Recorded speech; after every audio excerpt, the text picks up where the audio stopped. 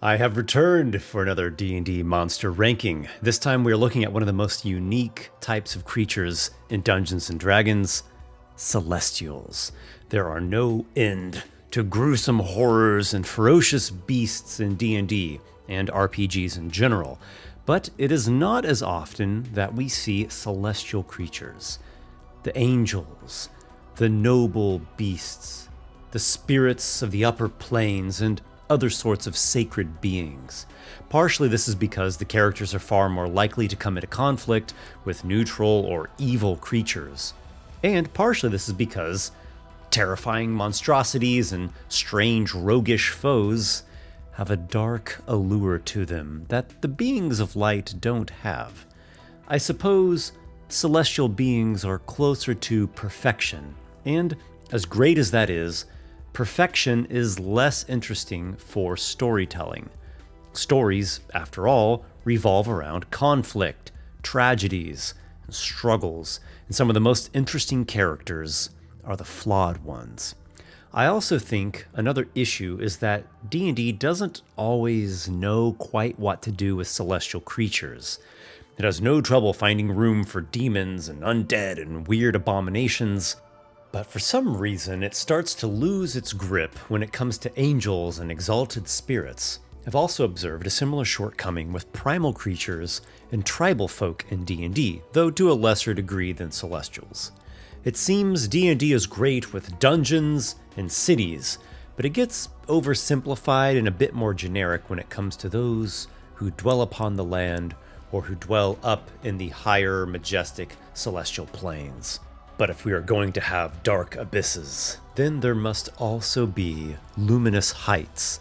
If there is a hell, then there is a heaven. If there are devils, witches, and vampires, then there must be saviors, guardians, and deities.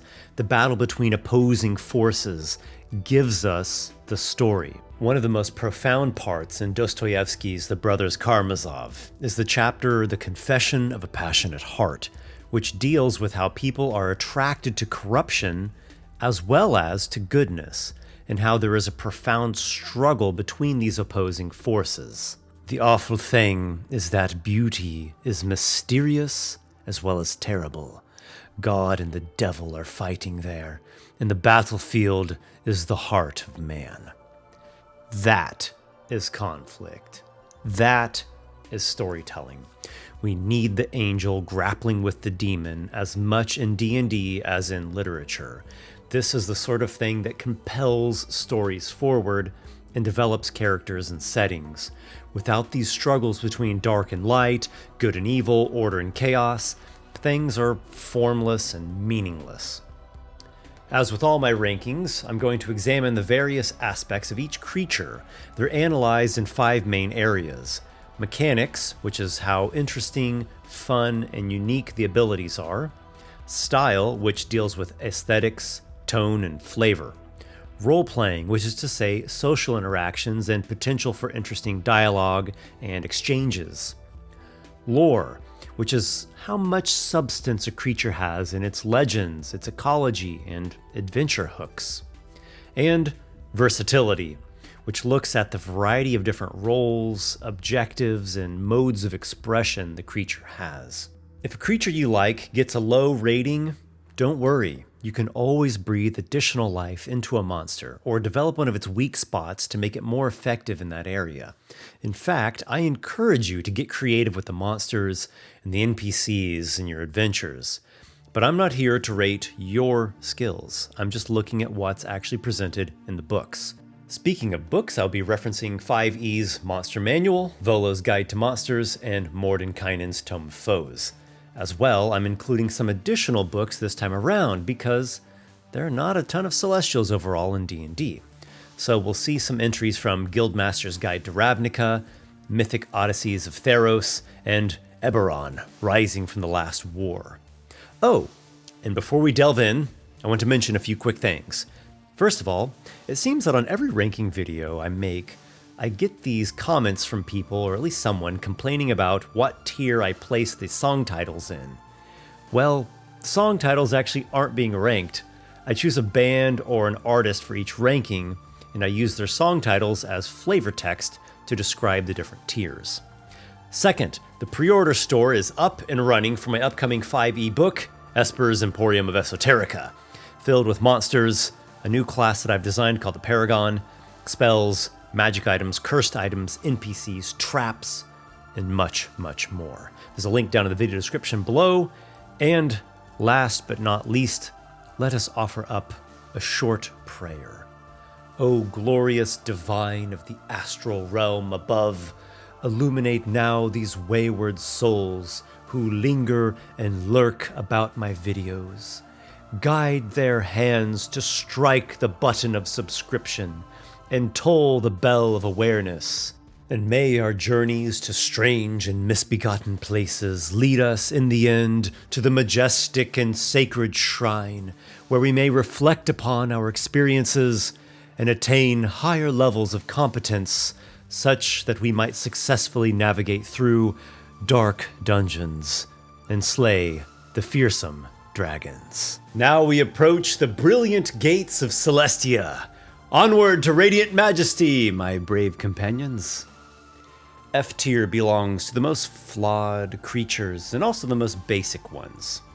Very few celestials are found here. The winged bull and winged lion are typically associated with archons, which we'll get into a bit later on. The mighty archons often use these celestial beasts as mounts. They're like normal animals in many ways, though they are technically celestials as they are native to the upper planes. They're more intelligent than regular beasts, and they have wings. They're also tougher and stronger than normal bulls and lions. Overall, these are relatively simple creatures, and the Mythic Odysseys of Theros book doesn't even provide any artwork for them. So that is actually all for F-tier Celestials, and it's not until mid-D tier that we encounter the next entry. The Felidar takes things up a notch from the Winged Lion. It is a lawful neutral creature that typically bonds with a powerful companion that also embodies the ideals of righteous order, such as an Archon, Paladin, or Magistrate. Physically, Felidars are feline creatures with horns and long fangs. Sometimes they possess wings. Mechanics-wise, they pounce like lions, have true sight, and can magically bond with one creature at a time. The Felidar and its bonded creature can communicate telepathically, sense each other's locations, and see and hear through each other's senses. You might wonder, why don't those celestial bulls and lions just have these magical abilities? Why create a whole new creature that's nearly the same thing? Well, this is because the Felidar comes from Magic the Gathering, by way of the Guildmaster's Guide to Ravnica setting book. And if there's something that Magic the Gathering has no shortage of, it's beast monsters that are remixes of already existing things. Soaring high a little ways above the Felidar is the Pegasus, a classic mythological winged horse. Pegasi are wild and free-spirited, even shy in a way. Their minds are intelligent and their hearts are noble and benevolent. The Olympian glades of Arborea is the plane of origin for the Pegasi, which is a place of majestic wilderness as well as ancient Greek-style palisades for gods. It's a chaotic good plane, so it's forever untamed and disorganized, but the powers that be are ultimately well-intentioned. In many ways, the Pegasus is a simple creature. It flies, attacks with a hoof kick, and essentially is a kind of mythical wild horse. It does strike me as very odd that they are as intelligent as humans, but they live as animals. From time to time, a Pegasus does join with a companion, such as a hero or a champion of good. But why don't they, in and of themselves, have something more going on? No culture, no society, no language. Even giant eagles, which are just beasts, can speak giant eagle, which I imagine is composed of avian sounds. So the Pegasus has potential, and aesthetically it's quite beautiful and inspiring, but unfortunately it is underdeveloped. If it was up to me, I would create a sort of Pegasus society. Now we don't need to completely knock off human society for this. We could do something that fits more with the horse-like traits and proclivities. But imagine glades that function something like villages, or even something like druidic circles or small religious orders. And in these, the Pegasi could develop language, laws, cultures, ideas, philosophies, goals. And who knows, maybe even find some way to do some sort of construction. Maybe they have allied creatures or races that have opposable thumbs and can use tools. There's plenty of different ways you could go with this, and in the end, it's really up to you. Moving along, just like that, to C tier, we come across but a single creature, and it is actually the first angel in this ranking. The Battle Force Angel again comes to us from the Ravnica book, and she is associated with the Boros Legion, which combines furious zeal and a dedication to justice. The Battle Force Angel is sort of like a Valkyrie, a celestial of combat and war who flies in the vanguard alongside Sky Knights on their flying mounts. She's leading companies of soldiers against the evil hordes. This is all decently cool, but it's nothing too unique. She's a fairly standard battle angel, like a flying knight in shining armor. Her sword deals additional radiant damage, and her inspiring battle cries bolster allies' attacks and saving throws, much like the Bless spell. And this is the only entry in C tier. It's high C tier, but the only one in our ranking here. It gives us just a mere taste, a sampling of the greater angels that are to come. On to B tier. Much like what we saw with the dragons ranking, there aren't too many low tier or even mid tier entries when it comes to celestials. These types of creatures are typically full of wondrous abilities, inspiring aesthetics, and strong role-playing potential.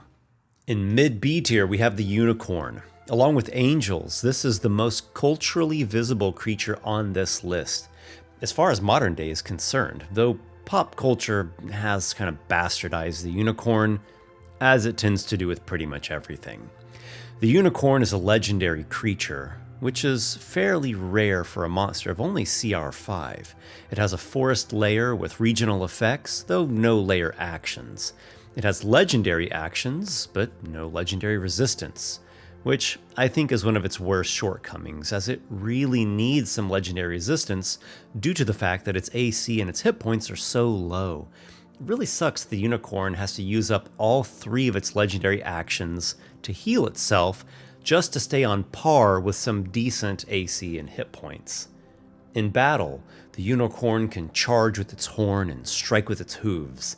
It has a selection of innate spells, such as Pass Without Trace and once per day Calm Emotions, Entangle, and Dispel Evil and Good. It can also heal other creatures with a touch from its horn and teleport up to a mile once per day, so incredibly elusive this one. The unicorn's lore describes how it is a lordly guardian of its forest realm, how a unicorn sometimes serves as a mount for a champion of good, and how magically potent its horn is. This makes unicorn horns prized as magical components, which brings with it a whole slew of moral questions and potential for stories and adventures. I can't help but think of the movie Legend, and the goblin Blix who cuts off the unicorn's horn to give it to his master, the archdevil Darkness. Magic horn is mine. And thankfully, unlike the Pegasus, the unicorn can speak. It even has telepathy. Personally, I don't think I would narrate the unicorn as talking in a typical mundane way, but rather making beautiful sounds and calls that other creatures understand within their minds and hearts, even unto sophisticated ideas. The unicorn is a great entry, and it has the potential to be even greater. A few main hairs ahead of the unicorn is the Firemane Angel from Ravnica. She's a different type of battle angel whose red hair ignites and flame during the fury of combat. Unlike most angels, which have a lawful good alignment, the Firemane is chaotic good, meaning she is rebellious, unorthodox, and willfully independent. Yet, her moral compass is ultimately aligned towards trying to do what is right and to help others. This defiance in terms of approach and dogma causes tension amongst groups of angels, which in turn provides us with a new avenue for storytelling. Even if you're not someone who gets into philosophical debates, you can still imagine angelic companies having arguments and competing with one another to take charge of the next great initiative. Abilities-wise, the Fire Main is a plate armor-wearing, flaming longsword-wielding, flying warrior. In fact, she can fly at a ferocious speed of 120 feet that allows her to capitalize on a flyby attack maneuver. She has true sight and some decent resistances, along with a relentless trait, which is reminiscent of half-orcs.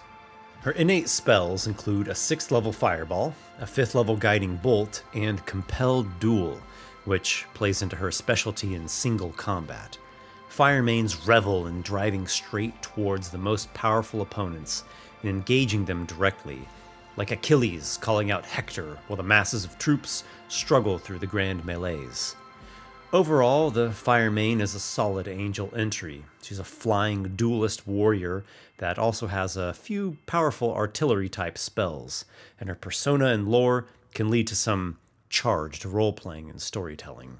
Empyreans are essentially lesser gods, as they are the children of the gods of the upper planes, and technically they are categorized as celestial titans.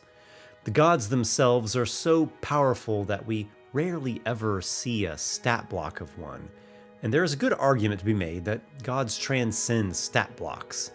Empyreans, being in effect lesser gods or minor deities, are on this second highest of all tiers, the same general power level as demon lords, archdevils, archfey, elder horrors, ancient dragons, primordials, so on. We could also include 20th level player characters in that echelon as well. Empyreans, being the willful and impulsive souls that they are, get into all sorts of trouble, from simple things like temperamental fits that cause natural disasters, to more heavy things like venturing to the lower planes and getting corrupted by evil forces. As they are, in effect, giant, hyper-powered people, the Empyreans can potentially be found in almost any situation, even on the material plane, where they might exist as god emperors or divine pharaohs or some other grand station. The Empyrean has a variety of different abilities. His maul delivers a massive amount of damage and stuns the target. He can throw powerful bolts of elemental energy or radiance out to 600 feet. He has legendary resistance, magic resistance, immunity to non-magical weapons. His innate spells include things like Earthquake, Firestorm, Plane Shift, Dispel Evil and Good, Commune, and at will Greater Restoration. He also has legendary actions, which can be a Maul Strike, granting allies advantage on all saving throws, or a Seismic Tremor that can knock creatures prone within 60 feet. There's a lot you could do with an Empyrean. I just have to wonder why we don't hear about them very often. I'm trying to remember a single published adventure or D&D video game that features one. I'm sure they exist, but I'm not remembering any off the top of my head. This gets me thinking again about that peculiar shortcoming D&D has with divine and godly things. It's like D&D tries to cram too much stuff into a game at the same time, and certain things can get overlooked. Even things that seem like they would be impossible to overlook, like the children of gods who venture into the world to become titanic kings and queens, and when they get upset, natural disasters erupt from their anger. I also think that D&D has a strange relationship with religion. At face value, the game isn't deep enough to tackle a topic like religion, which deals with the biggest questions of all time. D&D is more about pulp fantasy adventure and dungeon delving. There's nothing in the game's mechanics that directly relates to spirituality, philosophy, and the like. But at the same time, the playing of D&D is like a religious experience, where we ritualistically gather to take part in an experience that is steeped in imagination, storytelling, and the journey of the self, and all the discovery and the growth that's involved with it. I don't know about you, but I've had countless mysterious experiences while playing D&D, where things, even supposedly randomly generated things, strangely align, they sync up, and everyone seems to be connected on some other level. There's also the fact that D&D is, at its very roots, connected to mythology, which is essentially one with religion. Imagine D&D without clerics, paladins, monks, or druids, without temples, shrines, or sacred locations, without gods, celestial realms, and holy artifacts, without prayers, miracles, and divine magic, without all the creatures that come to us from mythology.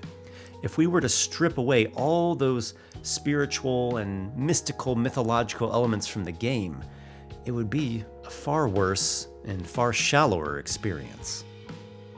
Speaking of a shallow experience, we come to Aurelia, officially referred to as War Leader Aurelia of the Boros Legion from the Ravnica setting. In a way, she is a solid B-tier entry, but I need to go on a quick rant here. Aurelia is a beautiful and mighty battle angel with legendary actions. She has something of a Mary Sue effect going on. She's a devastating force in combat, yet so compassionate. She's the epic war leader of one of the main guilds, but also so humble and empathetic of the lowly common folk, and she believes in equality for all. She commands a whole army, though she claims to be beholden to every one of her soldiers. She is fair, merciful, and self-sacrificing, and capable of delivering swift and unrelenting justice to the forces of evil. Yes, and she also shits gold bricks. I just don't buy it. Something in me reads all of this and thinks, so she's a totally perfect being with no flaws, who somehow has time to fight all battles, fulfill the wishes of each soldier, help all the poor, and show the world how she is a flawless saint and how everyone else can be so flawless like her. Well, if she's so perfect and swiftly eradicates evil, why do so many evil creatures exist in Ravnica? How can she be both a CR23 war leader queen of a main guild and yet believe everyone is equally the same? How can she abide by the requests of all the thousands of soldiers she claims to be beholden to when people have such wide differences in opinion and perspective? Something in me just doesn't believe it. Maybe if she were a goddess and existed in a more mysterious, abstract form, she would work for me better. But as a literal person, she seems like a half-baked daydream of impossible perfection. Okay, enough with that. Aside from my rant, Aurelia does work if you just get away from her stupid lore. If treated as an icon of an archangel, she's actually quite amazing. Beauty, majesty, divine power, all together in one form. Her battle prowess is epic, with bardic inspiration-like abilities, a helix that deals radiant damage to an enemy while simultaneously healing an ally, and 2 different reactions. The almighty and sacred technique of parry, and also unyielding, which negates being knocked prone or forced to move.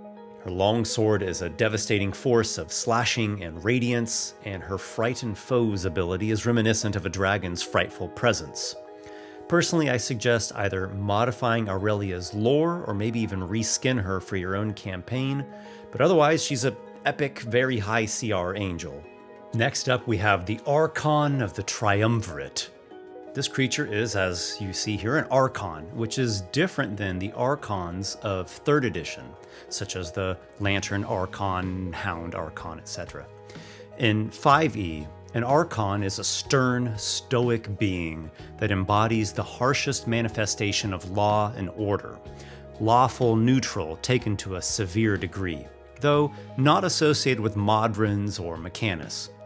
Archons are mysterious creatures that typically shade their handsome faces and pure white eyes beneath large, hooded cowls. They're also known to ride winged Felidar mounts or other flying mounts, and they share deep, magical bonds with these mounts. In essence, Archons are hardcore celestial punishers and lawbringers. The Archon of the Triumvirate is a legendary CR14 creature, so it's nothing to sneeze at.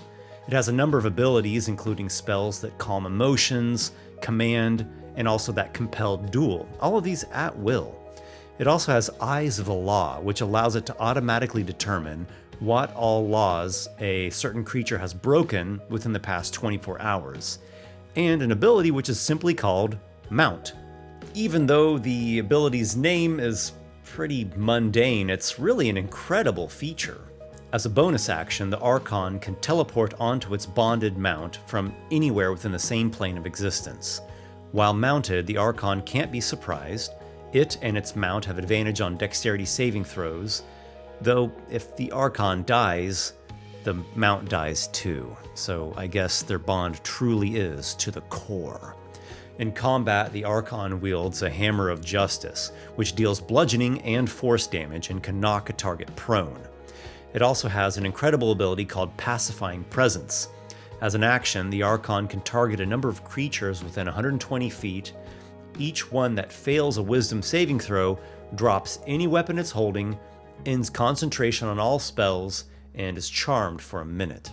The Archon does not have legendary resistance for some reason, but it has legendary actions, which are Rejoin Mount, similar to what I just described above actually, a Twin Hammer attack plus Mount attack simultaneously, and Detention, one of those strange exiled to a demi-plane for one round abilities. So not exactly detention, but more like a flicker or a temporal phase-out.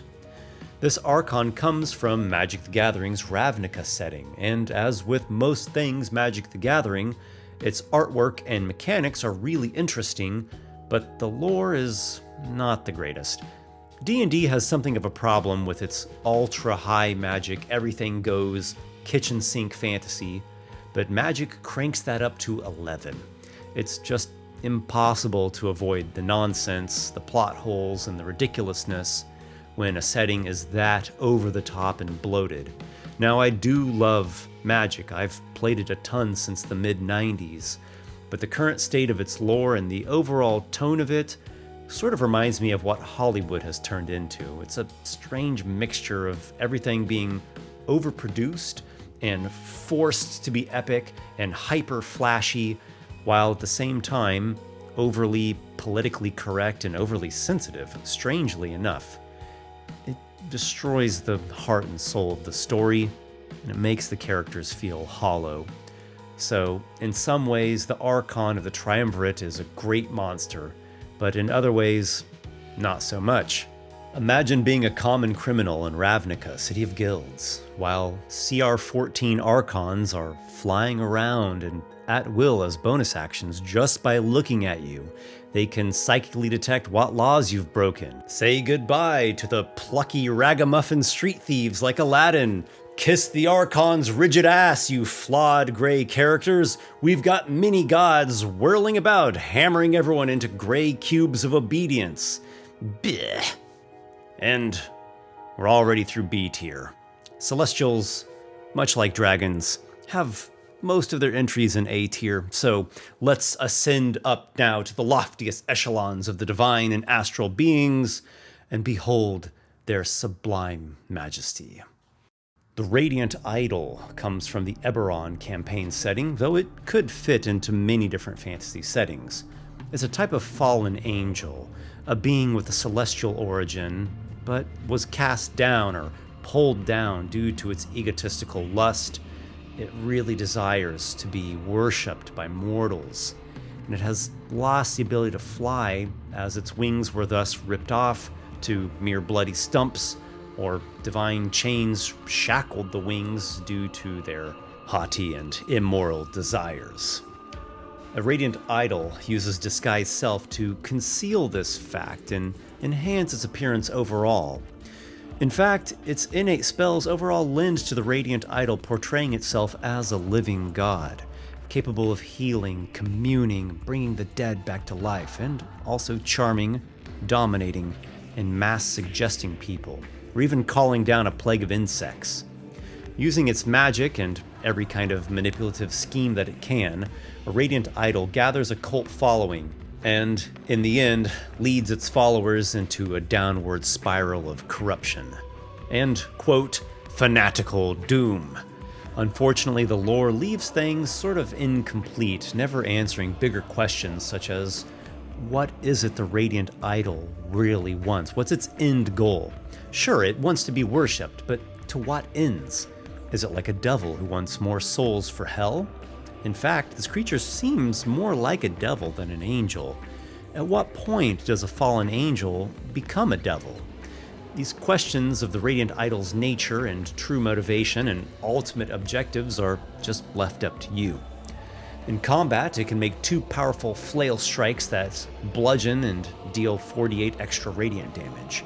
Once per day, it can convoke a 30-foot radius cylinder of searing radiance that lasts for a round. It also has magic resistance, resistance against radiant damage and non-magical weapons, and a few other skill proficiencies and such. Its passive feature, Aura of False Divinity, does strike me as somewhat odd. The concept fits the Radiant Idol. When someone is close to it, they have to make a wisdom saving throw or be charmed by it. But the charmed subject repeats the saving throw at the end of every single turn, and it becomes immune for 24 hours once they succeed on the save. I suppose that in a straight-up combat encounter, this could be a strong effect, but in a role-playing context, it's bizarre. Imagine every new potential follower of the self-styled god meeting him for the first time. The newcomer gets charmed, feeling an immense affinity for this influential and exquisite holy being. But then some seconds later, that intense feeling just fades away. Shouldn't such an effect last much longer? And if the player characters meet the Radiant Idol in an RP context, which I imagine they probably will, they too will experience that strangely short-lived charm effect. This isn't some wandering beast monster or ravenous demon. It's a creature that is 100% built for social interactions. So the aura really might have no bearing on a combat encounter at all, because some of the characters, if not all of them, would have already timed out the charm effect and gained the immunity during the interaction sequence. The Radiant Idol is a great monster, one that I could totally see myself using in a campaign. Yes, it has a few shortcomings, but nothing majorly detrimental and nothing that can't be improved upon by some DM creativity and storytelling. In the Magic the Gathering plane of Theros, which is inspired by Greek and Roman mythology, the Archons once had a mighty empire. It fell because of reasons, and some of the remaining Archons who were embittered by the rise of humanity fled into the underworld. Dwelling in that dark and fearful place eventually broke and transformed this group of Archons into Ashen Riders, a type of lawful evil Archon hell-bent on laying low great heroes and reducing mortals to ash. It is an ominous figure in mythic full plate, riding atop a giant winged white tiger and wielding a heavy sickle-like blade somewhat reminiscent of the Aurochs from the Dothraki in Game of Thrones. Mechanically, the first thing I noticed about the Ashen Rider is that it is a legendary creature, yet does not have legendary resistance. Then I saw that its hit points are kind of on the low side, considering that it has no damage resistances nor magic resistance, though it does have the rare immunity to thunder damage. So this essentially means that the offensive capabilities are going to be very high, balancing out the weaker defensive shortcomings. It has an aura of silence that can render foes mute and deaf, which shuts down effectively all spellcasting, unless the target succeeds on a wisdom save, that is, in which it gains 24 hours of immunity to the silence aura. The Ashen Rider has the innate spells of Command and Compel Duel at will, Banishment, and Blade Barrier once per day each. It has that wonderful teleporting mount feature like the Archon of the Triumvirate we saw before. For attacks, it has an Ashen Blade that deals a good amount of slashing and radiant damage. It has a Bolt of Ash, a ranged spell attack that deals 4d10 necrotic damage and the target can't regain hit points for a round. With an action, the Ashen Rider can make 3 blade attacks or 2 bolt attacks, and it can make an additional attack per legendary action it spins, meaning up to 5 to 6 attacks per round, so there's the high offensive capability I was expecting. Its 2 other legendary actions are a Coordinated Assault, in which the Archon and its mount both make attacks, and Reduce to Ash, which uses all 3 of its legendary actions for that round. The target must succeed on a Constitution saving throw, or take 5d10 necrotic damage, and its max HP are reduced by an amount equal to the damage. If this reduces the target to 0 max HP, it and all of its non-magical equipment are disintegrated to ash, with only a wish spell able to restore it. So mechanically and style-wise, the Ashen Rider is a tremendous, awe-inspiring force, especially considering that it will be flying on its mount. Though, as we often see in D&D, we are left to fill in the blanks left by the creature's lore, which is not necessarily a bad thing. But when we are looking at a race of creatures whose CRs range from 12 to 16, and they used to have an empire, you would think the actual books would provide more information about them. But no, we're just left with the seeds and sproutlings of the ideas.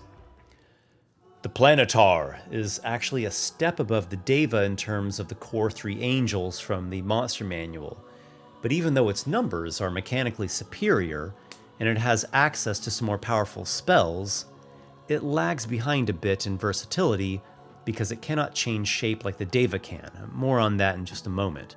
Planetars serve as the weapons of the gods. They are devastating forces, high CR beings that can unleash tremendous radiant greatsword attacks, heal with a touch, remove curses and diseases, or call down divine magic in the form of invisibility, blade barrier, insect plague, flame strike, raise dead, commune, and control weather.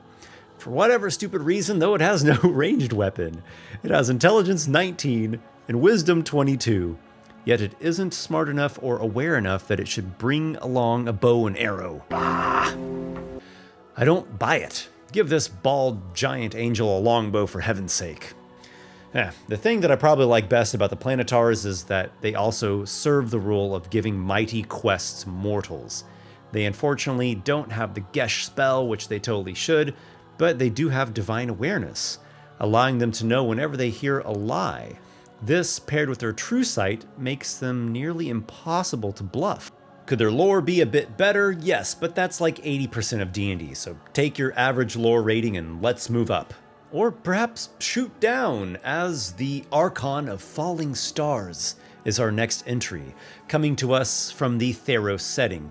Like all other Archons, this is an enigmatic figure wearing heavy armor, including headwear that shadows its facial features. It wields a mighty weapon, or I guess the creature's innate magic imbues whatever weapon it wields, and it rides atop a majestic celestial mount. This time the artwork depicting one of those winged bulls or winged ox. As I stated before, my main criticism with the Archons is their lore.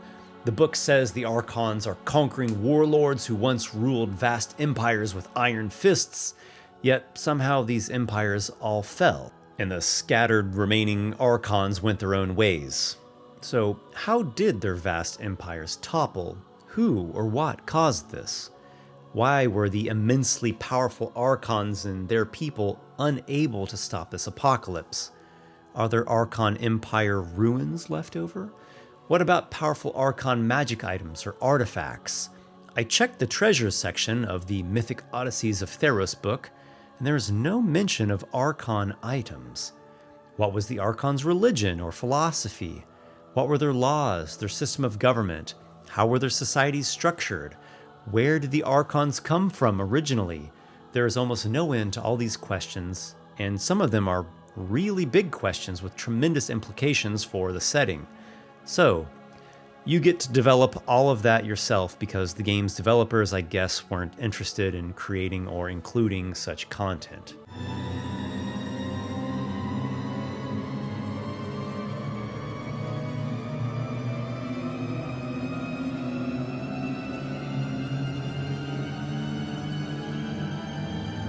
The Archon of Falling Stars, specifically, it does have a nugget of interesting lore referring to an ancient battle between a party of champions favored by the gods fighting a mighty Archon at the eastern edge of the world. The Archon was defeated. It fell off the world and was about to be consumed by the sun when the sun god Peleos heard his pleading, his promise to uphold order and goodness. Peleos accepted the promise and gave the Archon a spear of light, thus creating the first Archon of Falling Stars. I'm actually not sure where the stars part comes in, as the creature's lore, appearance, and abilities have nothing to do with stars, but it's rather kind of like an angel phoenix theme.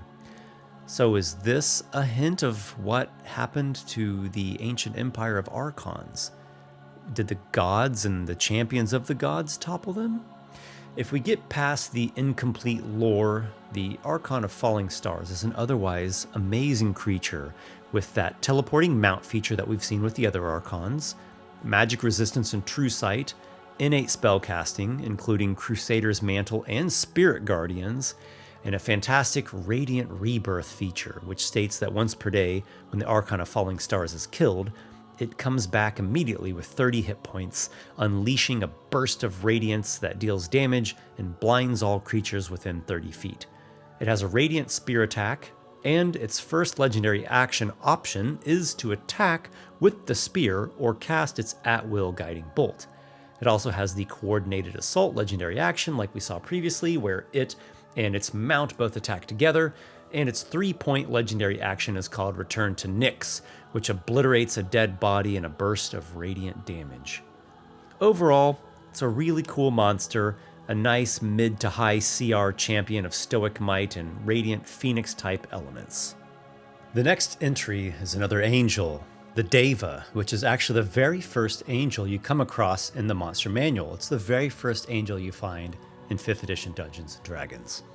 The Deva and the standard angels are exactly what we think of in terms of the traditional sense of an angel. Beings that resemble beautiful people to some degree, but they're more sublime, closer to God than we terribly flawed humans. Angels are sent by deities in times of dire need, when lowly mortals are in terrible crises, desperate for some force of goodness to lead them from darkness back to the light. There are also the fallen angels, which we've already glimpsed in this ranking as well. And there's also the Erinyes fallen angel, which is technically a devil. I covered it in my devil ranking video. So it goes to show us how even a creature as divine as an angel has some degree of susceptibility to corruption. The Deva is a beautiful angelic agent with a number of resistances and a mace that deals a substantial amount of radiant damage. I do find it incredibly odd, just as with the Planetar, that it has no ranged attack. No angelic longbow, no ray of searing light, not even javelins or the sacred flame cantrip. This makes absolutely no sense. This creature is so smart and so cunning. He would know to bring along at the very least a short bow. The Deva's innate spells are Detect Evil and Good at will, and once per day Commune and Raise Dead. It also has a Healing Touch that restores hit points and cures any curse, disease, poison, blindness, or deafness. Any? Like even the curse from a god or an ancient lich? Well, I suppose the DM can make the call on that. This miracle-working celestial also has the fantastic change shape ability. With this, it can transform into any humanoid or beast that has a challenge rating no higher than its own. In this way, it can move about the world, or even on other planes, in a more discreet way, or it can utilize this ability to gain different powers and traits that it doesn't normally possess. It's pretty incredible when you think about it. All the humanoid races, I assume you could do the NPC stat blocks in the monster manual as well, and all the different kinds of animals and beasts that exist, it can become any of them at will. This change shape ability alone gives the Deva access to so many different kinds of abilities and mechanics, and allows it to break certain limitations, such as abilities that a race or a beast can only use once per day, but then each of those forms would grant its own daily power, which the Deva can access effectively every other round if it has the opportunity. The Deva is an all-around classic, really the most classic angel in all of D&D, I would say, and it's well deserving of its high rank here in mid-A tier. Serpents are often creatures associated with evil or chaos, but the Couatl is a lawful good winged serpent of celestial origin. I had always imagined this creature to be really big, but apparently, according to the monster manual, it is medium-sized. Long, long ago, a good-aligned god created the Couatls to fulfill his divine plans.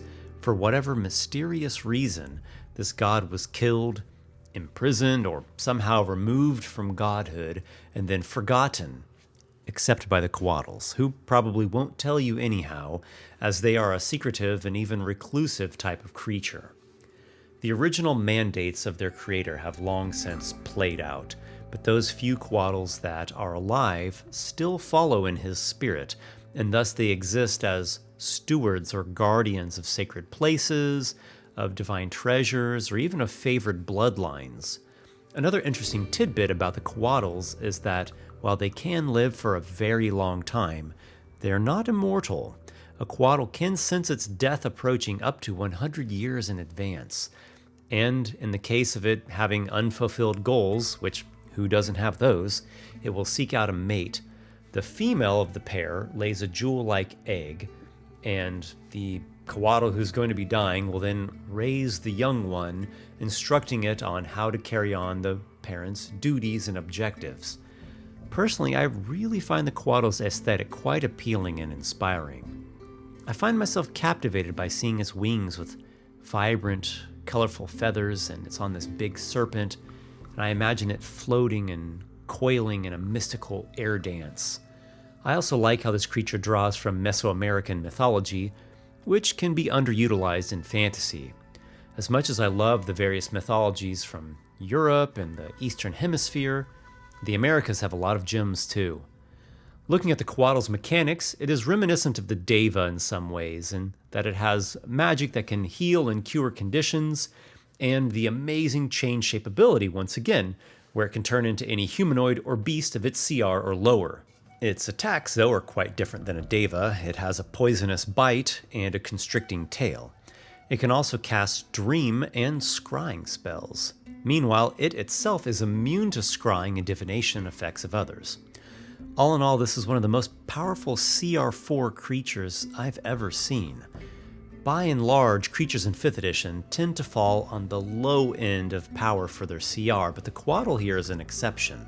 It's great also to see celestials other than angels and angel-like creatures. Now, angels are amazing, but so are mythical, magical beasts, which leads us to our next entry, the Kirin, which comes to us from East Asian myth, which is sort of like a huge flying unicorn. They're beautiful creatures, reminiscent of works of art, living paint or jewelry. They radiate majesty and nobility, and as full legendary creatures, they have legendary resistance, legendary actions, and regional effects, though no layer actions. Their melee attacks are not the most powerful, though they are incredibly fast, especially in the air, and they are powerhouses of spellcasting, having both innate spells and spellcasting as an 18th level cleric. When I first looked at the Kirin entry in Volo's guide, I saw all the space dedicated to its lore, and I got really excited and hopeful. Unfortunately, all these paragraphs don't really tell us very much. Kirin are aligned with gods of goodness and order, and when they appear in the material plane, they often herald good tidings to come, or they might even fight directly against evildoers. People typically love and adore Kirin, as they're creatures of luck and good fortune. And there are even a few monk sects that are led by Kirin. Sometimes Kirin watch over or safeguard a place, and their layers are beautiful Aries that radiate sacredness and purity. So definitely not bad, but I expected a bit more considering that there's like 3 or 4 times as much space given to the Kirin's lore compared to a typical monster. This is a beautiful and mystical creature. It's definitely a very potent spellcaster. It has spells like 6th level Major Image at will, True Resurrection, Plane Shift, Hero's Feast, Mass Cure Wounds, Banishment, and many more. Again, it's as an 18th level cleric. So, it could be improved a bit, but the Kirin really deserves its spot here in mid-A tier. The most powerful of the 3 core angels in the monster manual is the Solar, which we can think of as an archangel. It's nearly a god in its own right. Their lore states that only 24 Solars exist, some as the right hands of gods, others as contemplatives who await the coming of some epic level threat. which they will then rally and fight against, apparently. So this lore, and the lore of all the angels in general, does make me wonder, why don't we ever see angels in action in D&D? There are endless amounts of adventures and campaigns in which terrible forces assault towns, cities, nations, even whole planes. Demons and devils immediately come to mind, but there are also aberrations, undead, and various evil humanoids. How many of these modules or campaigns contain angels showing up to fight against the forces of darkness? How many of your campaigns have had angels or Kirin or Couatls flying around and defeating malevolent monsters and NPCs? Or perhaps a better question, what is stopping all these mighty celestials from descending to the mortal world to slay the wicked and otherwise bring them to justice? It's worth pondering. The Magic the Gathering setting Ravnica has angels actively present in the world, the same as pretty much any other fantastical race in the setting. Their great power is balanced, you could say, by equally powerful opponents in rival factions or enemy guilds. It's something of a solution, but it does bring about the same issue that I touched upon earlier, in which the world turns into a battleground of epic contenders. This ends up belittling and neglecting the small folk, the commoners, the low-level characters, the simple, smaller-scale stories. These more humble and gritty people get pushed aside like disregarded little children, while the lofty giants stomp around with their grand, all-important plots and competitions. So you have to take your pick. What do you want? Would you prefer this material plane to be the world of mortals, or would you rather it be the battle arena of titans? As usual, it's up to us, to the world builders and the players and the DMs of D&D, to come up with our own solutions. What if each god has a certain level of divine power, something like a star or an energy reactor? Typically, mortals exist simply due to the latent energy that the god gives off. The passive force that a god radiates is enough to generate souls, to fuel the basics of life, and to provide that spark that divine spellcasters utilize or tap into. The magic of clerics and such that they develop and they wield can come off of this passive radiation of a god's innate power. But in order to produce something greater, say to create angels and other celestials, the god must sacrifice part of his divine power. He must give up a sliver of his greatness to birth a mighty being. Maybe the god also must do something similar in order for the most powerful divine spells to function, such as resurrecting someone who has died. This puts a limitation on the angelic forces and the reality-breaking spells, and it simultaneously aids our storytelling and our world building. It presents an interesting and difficult choice that the gods must make. Is it worth giving up some measure of divine power or divine rank in order to create a squad of Devas, a duo of Planetars, or a single Solar Grand Archangel champion? Is it worth the deific self-sacrifice in order to bring a mortal hero back to life? If you tread deeply into the difficult questions of religion, spirituality, and cosmic law, you are putting your own mind and soul into a great existential forge. Hopefully you come out stronger in the end, for an unforged mind is like an unedited draft, vague, cliché, unoriginal, and full of defects and impurities.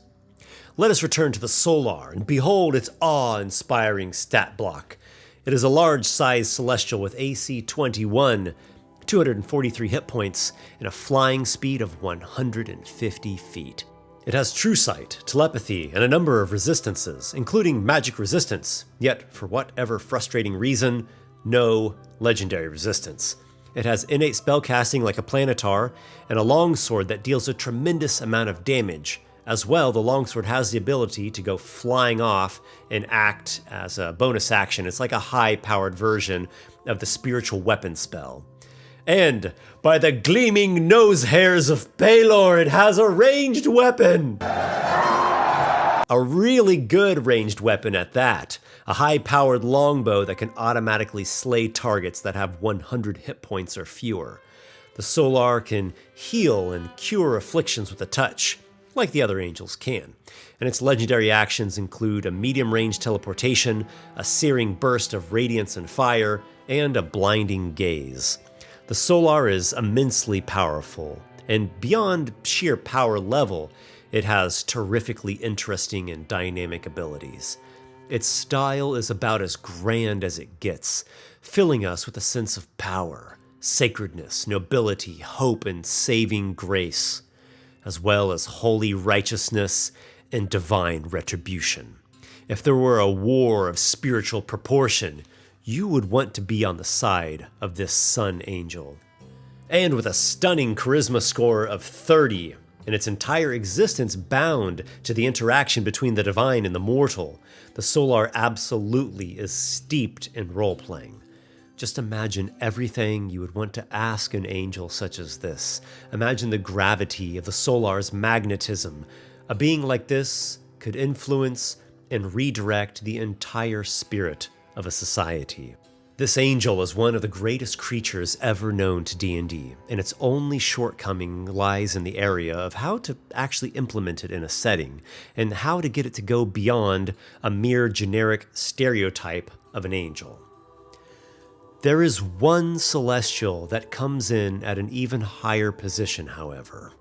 A creature that is nearly perfect, and one that I wish I would have discovered before now. I wish I would have discovered it before I made my most recent top 10 D&D monsters ranking video.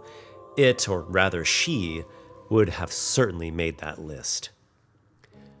Found in the Ravnica setting, aligned with the Orzhov Syndicate, is the Death-pact Angel. She is a raven-winged, scythe-wielding dark angel, dwelling in towering Gothic cathedrals and captivating thralls of her own. When a seeker comes to this angel, he will make his plea for wealth, for glory, for healing, for vengeance, whatever his heart most desires. If the angel deems him worthy, which she often does for those who manage to reach her lair, she immediately grants the boon. In exchange, the person is indebted to the angel for eternity. He becomes a fanatical follower or cultist in her service, and even after his death, he exists in a spirit form, continuing his service. The only hope for release is if the angel mistress is slain, the indentured spirit can sacrifice itself unto oblivion to restore the angel back to 1 hit point. As we are seeing, the Death-pact Angel is a lawful evil creature. And like the Radiant Idol, she is in some ways reminiscent of a devil, but she is not corrupt enough to be a denizen of hell. She is not fully evil, but rather a sort of callous and cruel dominatrix who is interested in preserving society, if only for the sake of perpetuating her own designs. Whereas most angels' weapons deal a substantial chunk of radiant damage, hers deals necrotic. She whips about, flyby attacking with her scythe, and calling upon spells such as 2nd level Command at Will, 5th level Charm Person, and Magical Darkness, which of course she can see through. Along with her scythe attack, she can paralyze creatures charmed by her, which is quite a strong feature, though it is just limited to humanoids, so she is not as effective in combat against non-humanoid creatures, of which there are many. She can also drain the life out of people charmed by her, dealing damage to them while simultaneously healing herself. This is one of those excellent cases in which a monster has unique abilities that mechanically express what is in the monster's lore. At first glance, it might seem to be a little wrong to have a dark creature be at the top of the Celestials' ranking, but such a perspective might be too limited or perhaps too cliché. For if you spend any time at all reading ancient stories that feature angels, they are more than simply beings of comfort and loveliness. They are also the angel of death, the harbingers of doom, and the reapers enacting the nightmarish side of God. I personally would not want to become entangled with the Death-pact Angel, but I cannot deny that she makes an excellent NPC for storytelling, and a spectacular opponent for a combat encounter. skirmishing upon dusken wings with indentured souls fighting alongside her and sacrificing themselves, both the ultimate expression of their devotion and the sweet final release of bondage in a moment of spiritual obliteration. If I were to have an S tier in these rankings, the Death-pact Angel would be in it. Well, that wraps up the Celestials' ranking. They are a majestic and inspiring group of creatures, often with some of the higher power levels as compared to most creatures of the same CRs in D&D. If you can figure out a way to implement them without resorting to Deus Ex Machina or story-shattering plot holes, they can be wondrous. And I also think an area of opportunity exists for the characters to fight angels. It doesn't necessarily have to be evil characters fighting against the angels and fighting them to the death. The angels could be guardians that test the characters at certain important locations. And it doesn't even have to be a fight completely to the death. The angels could be summoned, or they could be just called magically. Or it could be that they're fighting as allies of the rivals of the party. The character's enemies don't always have to be evil. There are plenty of neutral or even good-aligned NPCs that can have very different motives and goals and philosophies and laws, etc. All of this can clash against the same perspectives of the player characters, and this leads to conflict. Enemies don't always have to be ugly orcs, goblins, and kobolds, or demon-worshipping cultists. I also have to say that this was one of the more profound script writing experiences for me, perhaps the most profound, with the dragon ranking coming in second. If you get into monsters and mythical creatures, and I really do get into them, you have to seek out what's under the surface. Try to get to the roots and to the core. In the case of Celestials, this caused me to end up grappling with some really big questions, and I'm still grappling with them. But I suppose that's what we were born for, to strive and to seek. That is the journey, and that is the adventure. And as always, I wish that yours will be many, my friends.